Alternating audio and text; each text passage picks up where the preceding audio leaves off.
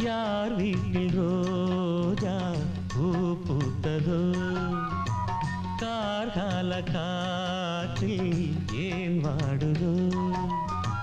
மேகம் தன்னை மேகம் மோதி மின்னல் மின்னுதோ